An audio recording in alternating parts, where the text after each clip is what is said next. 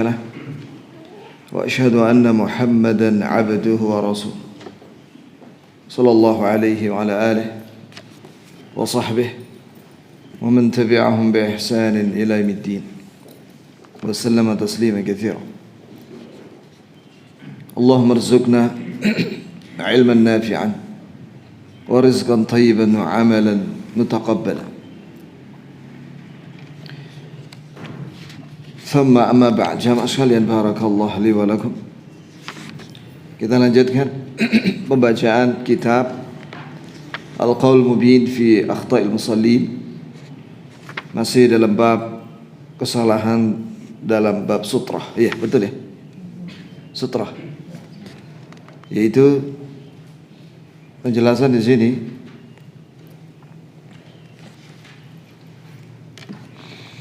wa fi riwayah. Iya, itukah ya kawan? Idza shalla ahadukum falyastatir wal yaqtarib min as-sutrati fa inna asy-syaitana yamurru baina yadayhi. Jika seorang di antara kalian salat, hendaklah dia mengambil sutrah di depannya dan mendekat ke arah sutrah atau pembatas, sebab syaitan melewati antara dia dengan sutrah. Ini maksud dengan syaitan di sini adalah syaitan ins. Syaitan ins.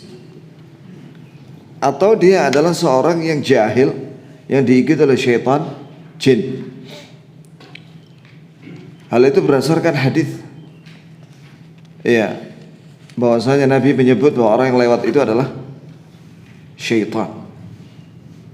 Dalam satu riwayat, inna ma'ahul qarin, bahwa dia bersama qarin, yaitu jin syaitan.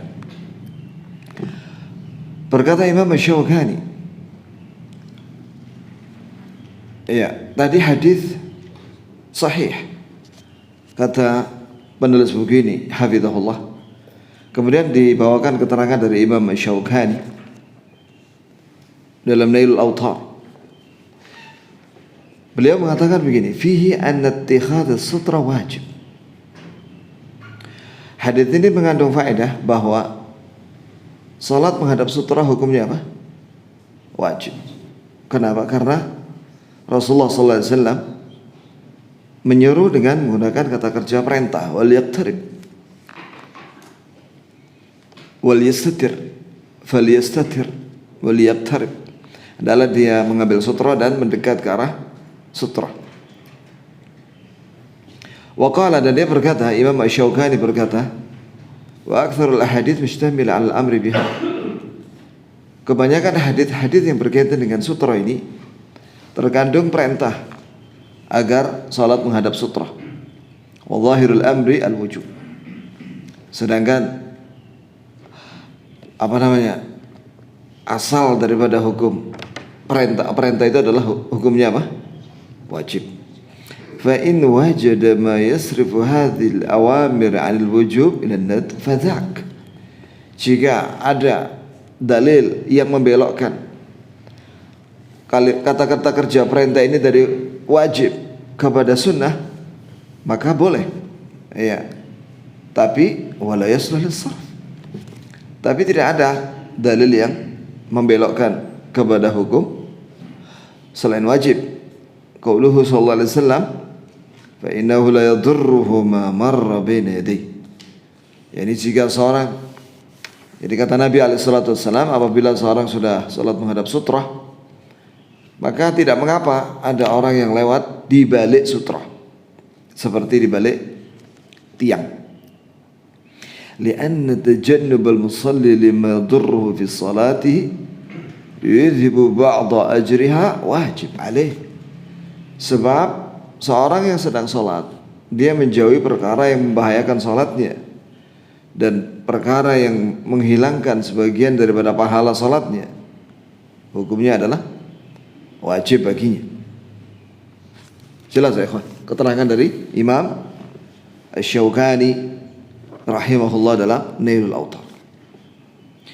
Wa mimma yu'akkidu wujubaha, dan di antara perkara yang menegaskan wajibnya Salat menghadap sutrah bagi imam, bagi kalau makmum sutrahnya mana ya kawan?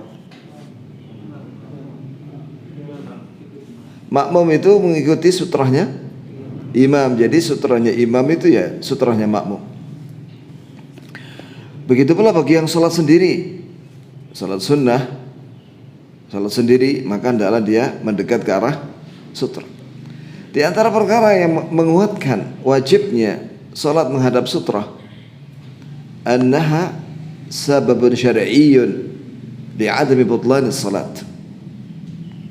بمرور المرأة البالغة والحمار والكلب الأسود كما صح ذلك في الحديث. Di antara sebab syar'i ya li'adami butlan as-salat, bahwa ada sebuah hadis yang menunjukkan apabila ada 3 hal ini melewati di depan dia ketika dia sudah pakai sutra, tapi masih ada yang lewat di antara dia dengan sutra. 3 hal itu adalah, yang pertama, wanita yang sudah balik. Kalau lafaz hadisnya adalah imra'atul haid, wanita haid. Maksudnya di sini adalah wanita yang sudah balik. Jadi apabila ada wanita yang sudah balik, tiba-tiba dia lewat di depan orang yang sedang sholat itu, padahal dia sudah menghadap sutra, maka batal sholatnya. Begitu pula keledai. Yang kedua keledai. Yang ketiga anjing hitam. Ya. Atau apakah dibawakan hadisnya? Yang jelas ya ikhwan, kenapa kok anjing hitam? Sahabat tanya kepada Nabi, ya Rasulullah, kenapa anjing hitam saja yang disebut? Kata Nabi, kalbul aswad syaitan. Bahwasanya anjing hitam itu adalah syaitan. Kama sahha dzalika bil hadits, sebagaimana sahih dalam hadis. Waliman ilmar min al-murur baina yadayhi. Dan juga karena Nabi menghalangi orang-orang yang mau lewat di depannya ketika sedang salat. Wa ghairiha min al-ahkam, dan yang lainnya hukum-hukum yang berkaitan dengan sutra.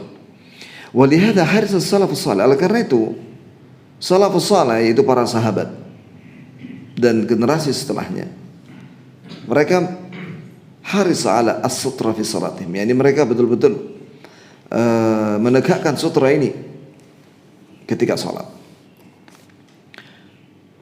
Di antaranya di sini dari Qurra bin Iyas, ada riwayat dari siapa?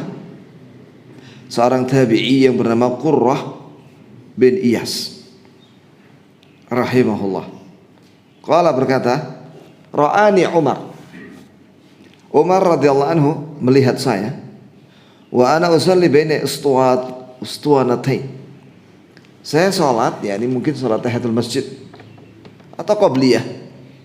Dia salat di antara 2 tiang.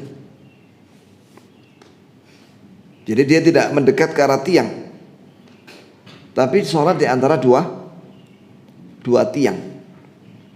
Fa akhadha biqafai, maka Umar memegang tengkukku, pegang begini sama Umar. Fa adnani ila sutrah, kemudian aku didekatkan ke arah sutrah, yaitu tiang. Faqala salli ilaiha, dan Umar radhiyallahu anhu mengatakan, salatlah menghadap sutrah. Nah, di sini perlu digarisbawahi ya ikhwan, yang bisa melakukan ini adalah penguasa.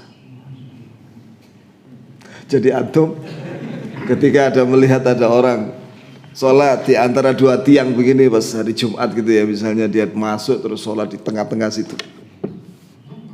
antum jangan langsung megang lehernya dia. Jangan ya, nanti berkelahi di masjid. Di sini maksudnya adalah khalifah, penguasa. Kalau penguasa bisa dengan tangan ya. Iya. Kalau kita dengan lisan, ya akhi mendekat ke sutra. Kadang dia nggak paham sutra itu apa ya kan? Mendekat ke tiang. Nah, gitu ya. Qala al-Hafidz Ibnu Hajar, berkata Al-Hafidz Ibnu Hajar Al-Asqalani mengomentari perkataan Qurra bin Iyas ini, arada Umar bidzalik an takuna salatuhu ila sutrah. Ini Umar menginginkan dengan perbuatannya itu agar dia salatnya menghadap ke sutrah, ke pembatas. Di antara pembatas adalah tiang. Ani bin Umar radhiyallahu anhu qala, dari Ibnu Umar semoga Allah meridainya dan bapaknya berkata, idza shalla ahadukum, kata Ibnu Umar. Nah, perhatikan di sini ya ikhwan, bahwa inilah fikih salaf. Setelah disampaikan dalil hadis, maka disampaikan perkataan siapa? Sahabat. Di antara sahabat tadi perbuatan Umar. Sekarang ucapan dari putranya, yaitu Abdullah bin Umar. Idza shalla ahadukum falyusalli ila sutrah. Jika seorang di antara kalian salat, maka adalah dia salat menghadap sutrah, yakni pembatas. Waliyadnu minha, hendaklah dia mendekat. Kila yamur syaitanu amamahu, supaya syaitan tidak melewati di depannya. Ini antara dia dengan sutra itu. Berkata Ibnu Mas'ud radhiyallahu anhu, jika sekarang dibawakan keterangan dari sahabat yang lainnya, yaitu Ibnu Mas'ud radhiyallahu anhu wa an sahabati ajma'in, arba'un minal jafa, 4 perkara atau 4 hal termasuk jafa. Jafa itu artinya seorang yang tidak mengamalkan sunnah. Iya, itu maknanya. Di antaranya adalah an yusallir rajulu ila ghairi sutra, yaitu seorang sholat tidak menghadap sutra. Ya kan, di sini bukan hanya untuk laki-laki ya, tapi juga untuk perempuan. Misalkan dia kalau sholat mendekat ke arah sutra. Kalau sholat jamaah begini ya, sholat di masjid begini, maka sutranya ya kelambu ini sama tiang. Au yasma'ul munadi thumma la yujibah au la yujibu. Ada seorang memanggilnya tapi dia tidak menjawab. Ini jafa. Jafa itu ya, ini maknanya juga artinya kasar atau termasuk perangainya orang-orang Badui yang tidak mengerti akhlak dan adab. Jadi kalau dipanggil, hendaklah dia menjawab seruan itu. Maksudnya kalau dipanggil ya dia diucapi salam, dijawab salam. Kalau diundang makan ya datang jika tidak ada maksiat. Begitulah ya.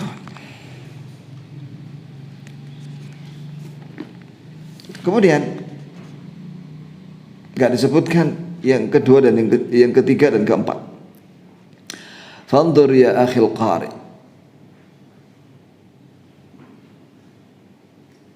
ya, maka perhatikanlah wahai saudaraku pembaca. Hadani Allah wa iyyak, semoga Allah beri hidayah saya dan engkau. Kaifa atat al-awamir min an-nabi sallallahu alaihi wasallam alladhi ta'atuhu ta'atullah. Bagaimana datang perintah-perintah dari Nabi kepada seseorang yang mana ketaatan kepada Nabi sallallahu alaihi wasallam adalah ketaatan kepada Allah azza wa jalla. Wa ma yantiqu 'anil hawa. Dan Nabi sallallahu alaihi wasallam tidak berbicara dari hawa nafsunya. In huwa illa wahyu yuha. Yang disampaikan oleh Nabi itu wahyu yang disampaikan kepada beliau.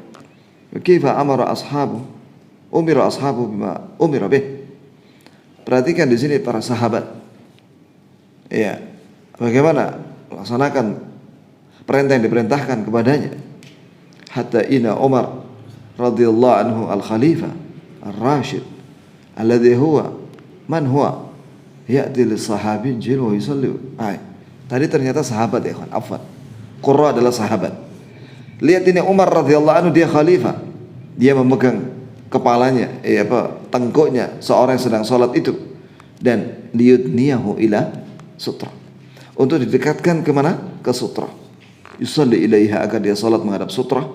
Wanzur ila Ibnu Mas'ud, dan lihat kepada Ibnu Mas'ud, kaifa qarana salat ar-rajul ila ghair sutra ma' sama'i al-mu'adzin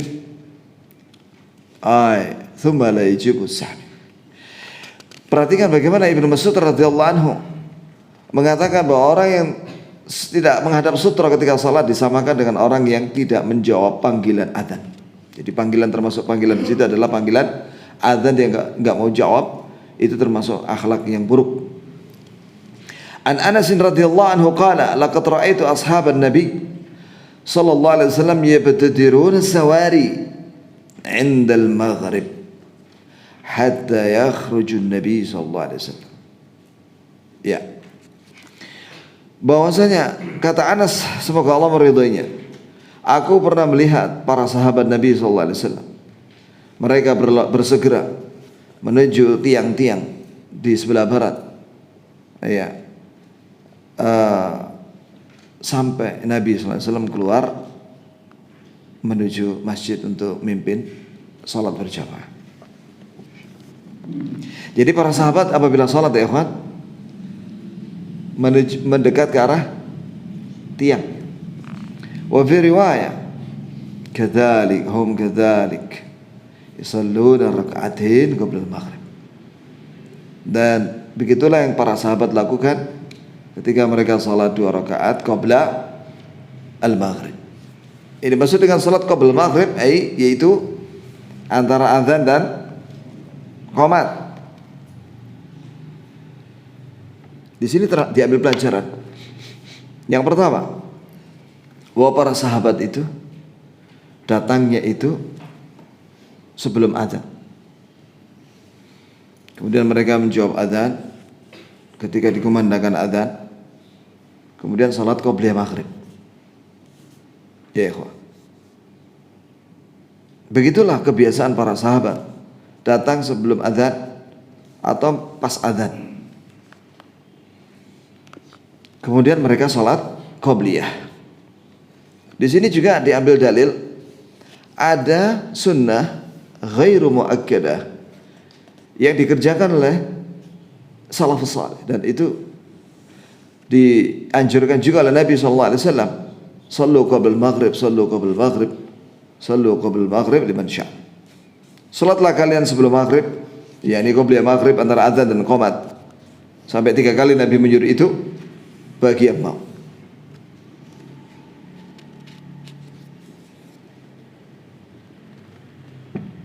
Ada sebagian orang heran melihat kita salat qobliyah maghrib di Indonesia ini, padahal masih ada waktu 3 menit 5 menit untuk salat qobliyah maghrib, dan dia juga baru datang tapi nggak salat. Ternyata keyakinannya adalah tidak ada qobliyah maghrib menurut keyakinannya. Ya, keyakinan itu harus berdasarkan apa? Dalil. Sedangkan dalilnya udah jelas. Nabi dengan sabdanya sallallahu alaihi wasallam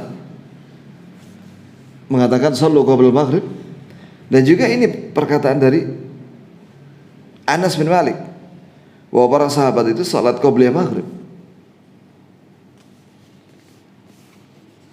Apa yang dilakukan oleh para sahabat tentu dengan izin dan diketahui oleh siapa? Nabi sallallahu alaihi wasallam. Fahadha Anas yahki an as-sahaba fi hadha al-waqt ad-dayiq. Kayfa yabtadirun as-sawari li salat rak'atain qabla al-maghrib. Ini Anas radhiyallahu anhu menceritakan tentang sahabat, tentang ibadah yang dilakukan, yaitu salat di waktu yang sempit antara azan dan qomat. Bagaimana mereka berlomba-lomba bersegera mendekat ke arah sutra ketika salat qabla al-maghrib. Pertanyaannya, lah tiang kan terbatas, tiang. Lah kalau ada satu orang sudah dia sudah dapat tempat di balik apa itu? tiang itulah, yang lainnya bagaimana? Nah, siapa yang bisa jawab ya, ikhwan? Hah? Di belakangnya orang itu juga sutra. Barakallahu fikum. Kemudian An-Nafi'. Nah, sekarang dari Nafi' Maula Ibnu Umar. Nafi' ini adalah Maula Ibnu Umar, budaknya Ibnu Umar. Karena Ibnu Umar radhiyallahu anhuma idza lam yajid sabilan ila sariyatin min sawaril masjid qala li wallini dhahrak. Nah, di sini dibawakan riwayat Nafi ini oleh penulis buku ini dalam kitab Musannaf karya Ibnu Abi Syaibah. Jadi penulis ini ahli hadis, muridnya Syekh Al-Albani. Ya, Syekh masyhur ini ahli hadis. Lihat ini nih, catatan kakinya. Buku rujukannya itu Al-Musannaf karya Ibnu Abi Syaibah. Kitab hadis dengan sanad sahih katanya.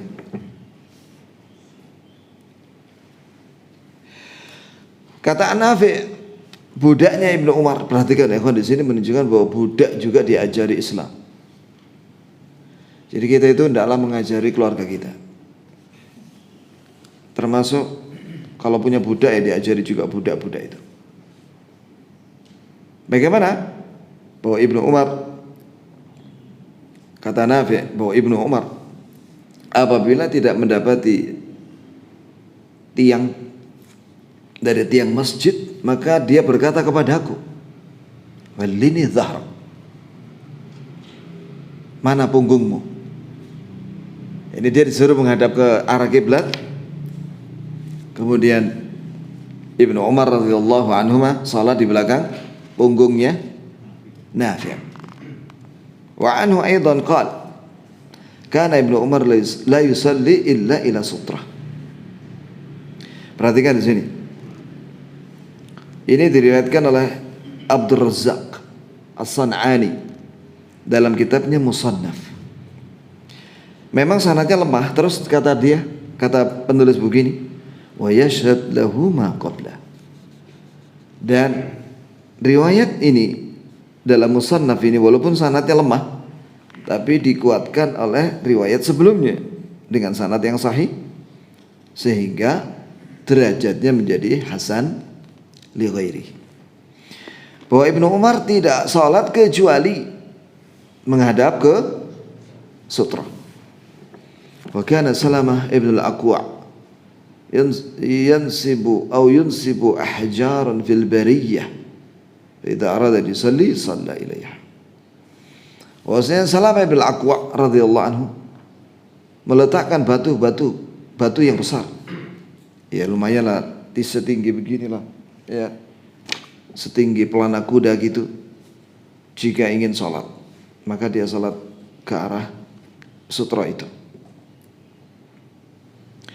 Fi hadzal athar, di dalam athar ini, athar Salamah bin al-Aqwa ini, perbedaan athar dengan hadis. Kalau athar itu dari sahabat, kalau hadis dari siapa? Dari Nabi SAW. Ini istilah ya ikhwan menurut mustalah hadis. La farqa baina as-sahari wal umran. Tidak ada beda.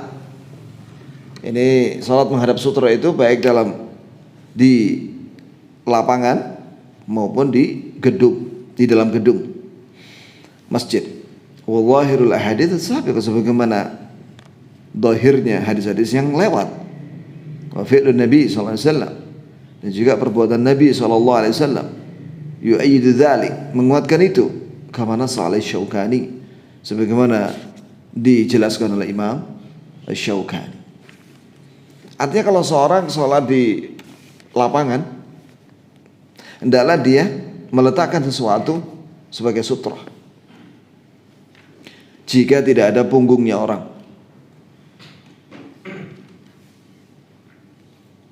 Gitu ya kawan.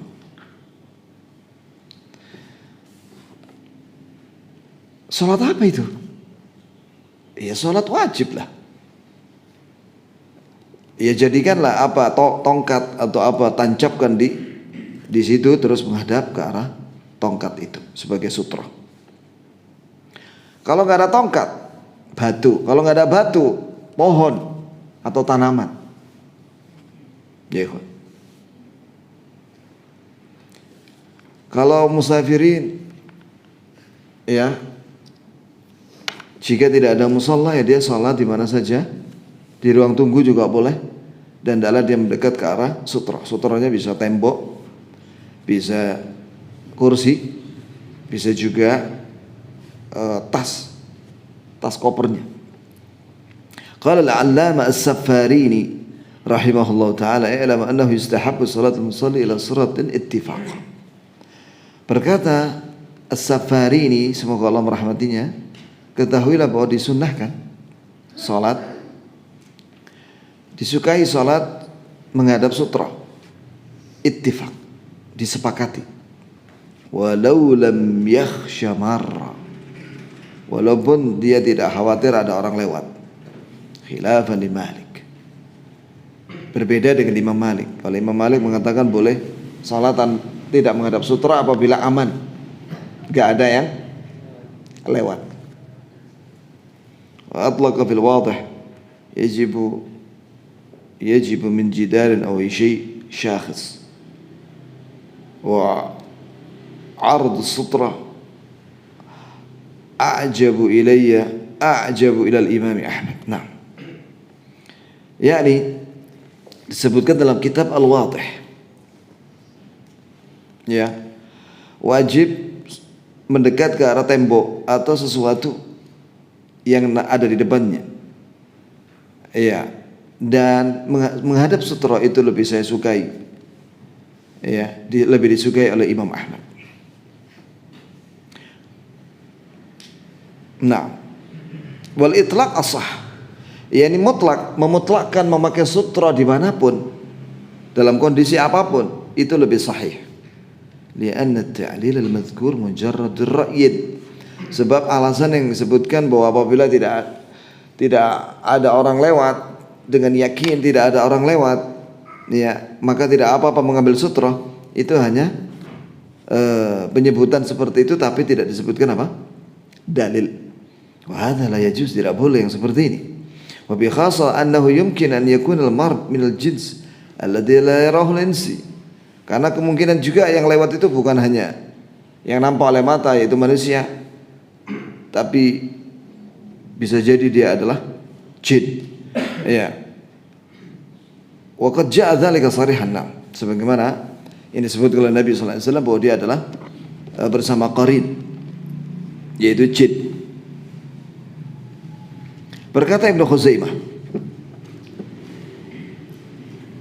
tadi sudah dijelaskan perkataan dari Imam As-Saffarini, sekarang pernyataan dari Ibnu Khuzaimah setelah menyebutkan tentang hadis ini. Fahadil akhbar kulluha sihah, semua riwayat-riwayat ini sahih. Qad amara Nabi sallallahu alaihi wasallam al-musalli an yastatira fi salatihi, Nabi sallallahu alaihi wasallam memerintahkan untuk mendekat ke arah sutra. Za'ama Abdul Karim al-Mujahid an Ibn Abbas anna Nabi sallallahu alaihi wasallam shalla ila ghairi sutra wa huwa fi fadha. Berkata Abdul Karim dari Mujahid dari Ibn Abbas bahwa Nabi sallallahu alaihi wasallam pernah salat tanpa menghadap sutra di lapangan.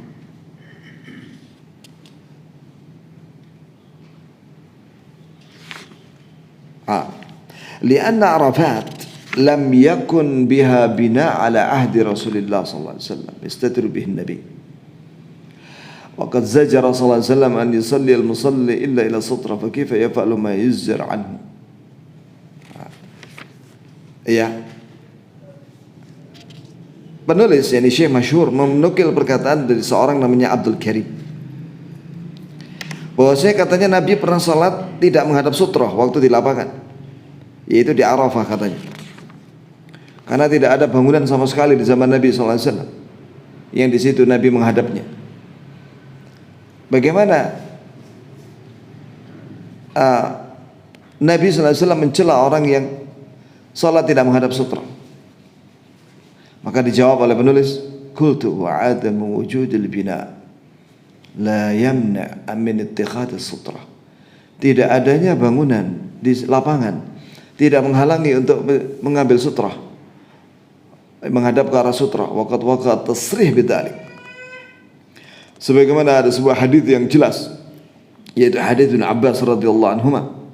Dari Ibnu Abbas radhiyallahu anhuma, qala yusalli bin nas bi Mina ila ghairi jidar. Warada anhu min tariqin akhar sahih annahu qala ركزت العنزة بين يدي رسول الله صلى الله عليه وسلم بالعرفات وصلى إليها والحمار من وراء العنزة. Bahwa Nabi SAW, kata Ibn Abbas, salat tidak di Mina tidak menghadap ke tembok, tapi menghadap ke apa? Dalam riwayat lain, Nabi menancapkan tombak atau anak panah di hadapan beliau. Kemudian sedangkan himarnya, keledainya ada di balik apa itu? Tombak itu. Qala Ibnu At-Turkumani, qultu la yanza min adam al-jidar adam sutra. Tidak mesti kalau tidak ada tembok kemudian tidak ada sutra. Ya, ini bisa sutra, bisa berupa tongkat yang ditancapkan atau tombak. Zaman dahulu ya kawan, Nabi SAW dan juga para sahabat kalau pergi itu kadang membawa tombak atau membawa tongkat, begitu ya. Dan itu manfaatnya di samping untuk keamanan, ya kalau misalnya ada yang mau mendolimi atau perampok dan lain sebagainya, maka bisa dilawan dengan itu. Dan manfaatnya adalah untuk sutra.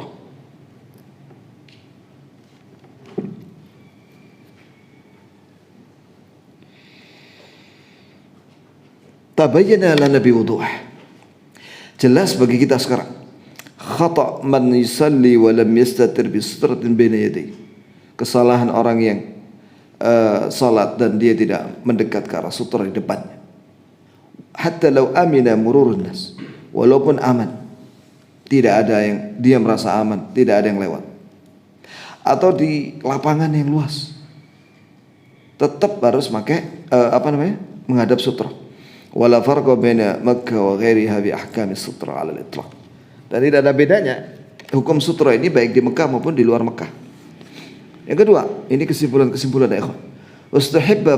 Istahabba ba'd ahli al-ilm an yaj'al al-musalli sutra ila yaminihi qalila aw ila shimalihi wa la yastaqbilu istiqbala wa la dalila yasih bidzalik wa 'alayhi fal kullu jaiz. Sebagian ulama berpendapat disukai menjadikan sutra itu sedikit miring ke kanan atau miring ke kiri sedikit. Jadi dia berdirinya itu tidak persis menghadap sutra, gitu. Sebagian ulama berpendapat demikian. Tapi tidak ada dalilnya. Pendapat itu tidak ada dalilnya. Berarti semuanya boleh. Jadi ada orang misalnya sholat menghadap tembok tiang ini ya kawan, maka dia boleh persis di belakangnya tiang itu, boleh miring agak condong kanan sedikit, ya, atau ke kiri sedikit. Yang penting dia mendekat ke arah sutra itu. Dan ketika ada orang lewat, kalau di balik tiang itu nggak masalah, tapi kalau antara dia dengan tiang itu maka dihalangi supaya dia tidak lewat. Yang ketiga, anna miqdar sutra al-mudziyah allati tastur al-musalli wa tudfa' anhu darar al-mar طول مؤخرة الرحل ولا يجوز أن يكتفي المصلي في وقت الساعة بما دون ذلك. Yani hendaklah ukuran sutra tingginya ya yang dijadikan dia sebagai pembatas di depan orang yang sholat itu, dan supaya orang yang lewat tidak lewat di antara dia dengan sutra itu, tingginya muakhiratir rahim. Itu tingginya seperti ujung pelananya dia. Seginilah ya kawan. Ya. Wala yajuz, dan tidak boleh dia kurang daripada itu jika dia memilikinya. Dalilnya bahwa Rasulullah sallallahu alaihi wasallam bersabda, "Idza wada'a ahadukum baina yaday mithlu muakhiratir rahim falisalli wa la yubali man marra wara'a dzalik." Jika seorang di antara kalian salat di hadapan sutra yang tingginya seperti ujung daripada tunggangan dia itu, hendaklah dia salat menghadap itu. Tidak mengapa orang yang lewat di balik sutra itu. Artinya kalau ada orang misalnya ngambil sutronya itu cuma diletakkan sapu tangan ya, sapu tangan ya, digeletakkan begini, itu kurang. Atau tas, ya, atau minuman ini misalnya, ini kurang ya, kurang tinggi, ya, segini ya, kawan. Nah, kemudian wa an Aisyah radhiyallahu anha qalat, su'ila Rasulullah sallallahu alaihi wasallam fi ghazwati Tabuk min an sutratil musalli faqala kama akhiratir rahl. Bahwasanya Rasulullah sallallahu alaihi wasallam ditanya ketika perang Tabuk tentang sutrah pembatas orang yang salat di lapangan itu. Faqala kama akhiratir rahl, hendaklah salat menghadap sutra yang tingginya seperti ujungnya tunggangannya. Wa an Abi Dzar qala, Masya Allah. Dan dari Abi Dzar, semoga Allah meridainya, qala Rasulullah sallallahu alaihi wasallam, idza qama ahadukum yusalli fa inna yasturuhu idza kana baina yaday mithlu akhiratir rahl fa idza lam yakun baina yaday mithlu akhiratir rahl fa innahu yaqta' salatahu al-himar wal mar'a wal kalb al-aswad. Bahwa Rasulullah sallallahu alaihi wasallam menyatakan, jika seorang di antara kalian salat dan dia menghadap sutra di depannya yang tingginya seperti akhir daripada pelanannya, tunggangannya, maka jika tidak dia menghadap itu, fa idza lam yakun baina yadil akhir mithlu muakhiratir rahil, jika dia salat tidak menghadap sutra yang tingginya seperti ujungnya tunggangannya itu, fa innahu yaqta' salatahu, sesungguhnya akan memotong salatnya, yakni membatalkan salatnya. 3 hal: keledai, wanita yang sudah balik, dan anjing hitam.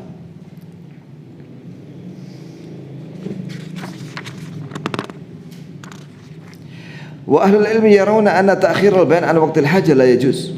Nah, ini ya ikhwan, ilmu ya ikhwan, kaidah penting ini. Para ulama menyatakan, ini yang ulama usul fiqh dan qawaid fiqhiyah mengatakan begini, mereka berpandangan menunda penjelasan pada waktu yang diperlukan tidak boleh. Jadi ketika diperlukan, ada orang bertanya dan saat itu dia perlu, jangan ditunda, segera jelaskan. Wa Nabi sallallahu alaihi wasallam inama su'ila amma yajzi, dan Nabi sallallahu alaihi wasallam ditanya tentang perkara yang seorang itu sah salatnya. Falau kana yajzi aqall min dzalik, sekiranya sah menggunakan sutra lebih rendah daripada itu, tentu Nabi akan jelaskan. La majaza an yu'akhiru, Nabi tidak akan menunda menjelaskan itu. Jadi maksud daripada penulis minimal tingginya itu seperti ujung tunggangannya, yakni ekor daripada himar atau kuda. Berapa panjangnya ekor itu ya, kawan? Ya seginilah, ya, dari tanah. Hah? Hah? Ya, begitu ya. Ini dia. Warrahil biqdaruhu dhira'. Ar-rahil, ya, tunggangan itu tingginya, ujung tunggangan itu tingginya adalah satu hasta. Kama sarraha bihi Atha, sebagaimana diterangkan oleh ulama yang bernama Atha, kemudian Qatadah, kemudian Sufyan ats-Tsauri dan Nafi'. Masya Allah. sebagaimana dalam kitab Musannaf Abdul Razzaq dan Sahih Ibnu Khuzaimah dan Sunan Abi Daud. Wa dhira' ma baina tarafil mirfaq ila tarafil isbu' al-wusta. Kata penulis, dhira' itu, hasta itu dari ini siku sampai sini, ujung jari tengah. Kemudian mana tadi?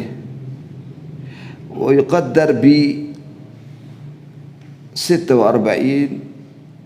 wa 2 cm, 46,2 cm. Ini kurang lebih setengah meter.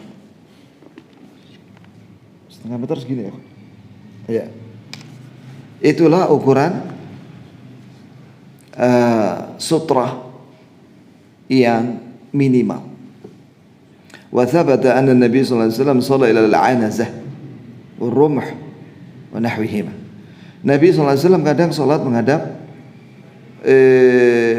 tongkat atau tombak atau yang semisalnya. Wal ma'lum annahuma min ad-diqqah bi makan. Wa hadha yu'akkid anna al-maqsud bi bulugh sutra dhira'an fi at-tul la fi al-'ard. Yang dimaksud dengan sutra di sini maksudnya adalah dalam ketinggiannya, bukan lebarnya. Jadi cukup dengan tongkat itu sudah sutra. Ada seorang bertanya kepada Syekh Ubaid Al-Jabiri hafizahullah tentang beberapa masjid menyediakan sutra, tapi sak tengkil kan, ya, sak ini ya kawan. Maka beliau menjawab begini, la a'lamu lahu atharan anin nabi wa as-salaf. Aku tidak mengetahui ada riwayat seperti itu. Oh, sahabat kalau salat meletakkan sutra itu di masjid. Tapi Nabi dan para sahabat kalau salat di masjid itu mendekat ke arah tembok atau tiang, bukan bikin sutra di dalam masjid. Ini pendapat Syekh Ubaid Al-Jabiri. Allah Ta'ala a'lam.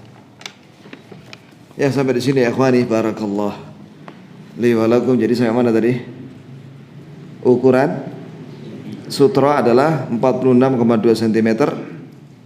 Ya, itu minimal ya. Boleh lebih tinggi daripada itu. Mana dalilnya boleh tinggi lebih daripada itu? Tiang masjid kan lebih tinggi daripada itu. Ya. Begitu pula tingginya manusia. Punggungnya manusia ketika dia berdiri. Nah, berarti jangan kurang dari itu maksudnya. Jangan kurang dari 46,2 cm.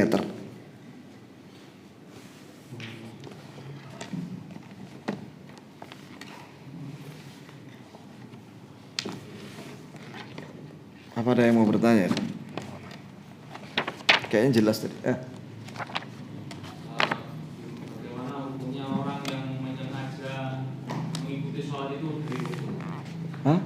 Menyengaja ikut sholat jamaah itu dia baru ikut dari ruku tapi sengaja. Misalkan ketika takbir itu dia masih duduk-duduk, ketika mau ruku dia masuk ikut jamaah. Nabi SAW menyatakan la yazalun nas yata'akharun an salatil jamaah hatta yu'akhiruhumullahu finnar. Senantiasa ada orang menyengaja menunda-nunda dia berjamaah. Akhirnya Allah akhirkan dia di neraka. Awalnya seperti itu, lama-lama dia tunda-tunda sampai cuma pengen dapat 1 rakaat saja. Setelah itu dia masbuk. Lama-lama dia ketinggalan jamaah. Lama-lama dia mengakhirkan sholat. Lama-lama dia nggak sholat, akhirnya masuk neraka. Fastabiqu al-khairat, hendaklah kalian berlomba dalam kebaikan, wasari'u, dan bersegeralah kalian. Jadi ketika sudah qomat, segera masuk. Gitu ya. Untuk sholat. Jangan menunda-nunda main-main, lihat HP dulu, nunggu imamnya rukuk baru ikut rukuk. Ini khilaf, menyelisih salaf saleh. Iya. Ada hadis Abu Bakrah yang terkenal itu. Jadi Nabi ketika rukuk, mimpin sholat rukuk, sedang rukuk, Abu Bakrah masuk masjid. Maka dia takbir di belakang.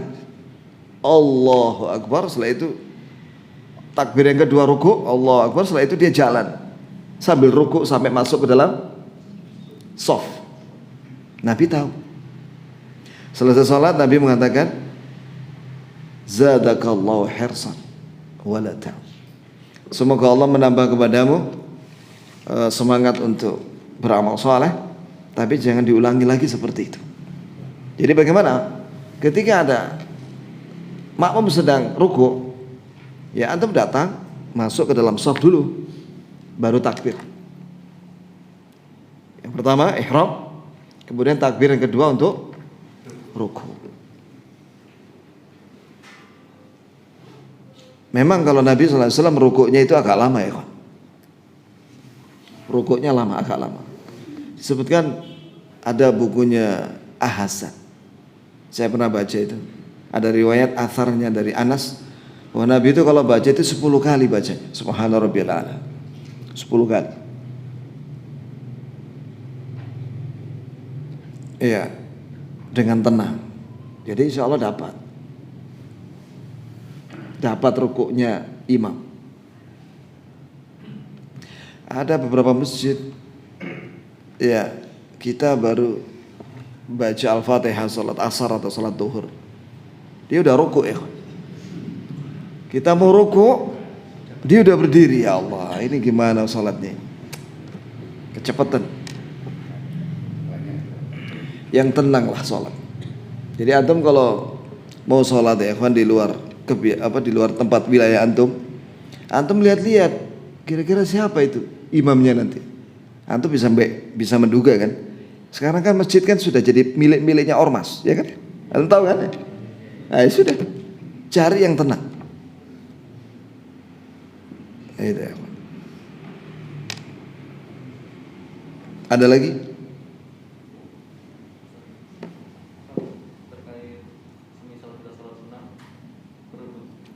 Nanti buka. Semisal kita sholat berebut tiang di dalam masjid, kadang cuma beberapa saja. Sedangkan kita kedua orang lain, kita ikut di belakangnya, menjadikan beliaunya sebagai sutra. Adapun beliaunya ternyata sudah selesai dulu. Asalnya kita maju menggantikan posisinya agar mendekatkan diri kepada sutra, atau gimana Ustaz? Atau ketika kita posisi sedang jamaah tapi kita masbuk dan halnya juga demi sedikit. Ini orangnya udah pergi gitu. Apabila di depan antum ada sutra, boleh jalan sedikit atau di sampingnya. Tapi kalau semuanya sudah pergi, punggung-punggung itu pergi semua. Ya, sedangkan temboknya jauh ya akhi. Foto 10 langkah atau 5 langkah lah. Gak usah lah, tetap di situ aja. Masa antum sholat mau jalan-jalan, apalagi di Masjid Nabawi itu. Baik. Jauh sekali, ya. Jadi antum jangan jalan-jalan ketika sholat. Selesaikan di situ. Nah, jika ada sutra yang lainnya yang dekat, tidak apa-apa. Jadi kalau sampai jauh, lah ya. Ada yang sampai itu sutra pertama punggungnya hilang, terus dia mendekat ke punggung yang lain, maju dia. Setelah itu punggungnya yang kedua itu hilang juga, pergi dia. Ya sudah, selesaikan. Tapi bagi yang mengerti, nah ini bagi yang mengerti hukumnya sutra ya. Jika dia tahu bahwa ada saudaranya Muslim sedang sholat di belakang punggungnya, ya jangan pergi dong. Iya. Yang namanya orang sholat kan tidak mesti lama-lama ya, masbuk ya. Mungkin paling banter 5 menit lah paling lama. Duduklah di situ. Ya, sehingga dia mengamalkan sunnah dan antum dapat pahala. Yang menjadikan punggungnya jadi sutra itu dapat pahala. Karena ikut membantu saudaranya menegakkan apa? Perintah Allah dan Rasul. Tapi sedikit orang yang mengerti ini. Rata-rata begitu ada orang di belakang sholat dia pergi malah. Jangan pergi, biarkan punggungmu dipakai sebentar, dipinjam sebentar untuk sutra. Jelas ya? Itu ya. Tapi ada sebagian orang pakai baju di punggungnya ada tulisan Dagadu Jogja atau yang lainnya. Iya. Nah, yang seperti ini malah ganggu ya. Ganti yang lain aja. Ya, yang punggungnya nggak ada tulisan. Gitu ya. Baiklah, sampai di sini barakallahu li wa lakum. Kita mohon kepada Allah Azza wa Jalla dengan perantara namanya yang maha bagus dan sifatnya yang maha tinggi. Allahumma shfi mardana wa mardal muslimin. Allahumma shfi mardana wa mardal muslimin. Allahumma shfi mardana wa mardal muslimin. Allahumma irfa' 'anna al-bala' wal waba' wa qarana wa su'il fitan ma dhahara minha wa ma batan. Rabbana atina fid dunya hasanah wa fil akhirati hasanah wa qina adzaban nar. Amin ya rabbal alamin. Wa sallallahu wasallam ala nabiyyina Muhammadin wa ala alihi wa sahbihi wasallam. Wa akhiru da'wana alhamdulillahi rabbil alamin. Subhanakallahumma bihamdik asyhadu an la ilaha illa anta astaghfiruka wa atubu ilaik. Assalamu alaikum warahmatullahi wabarakatuh.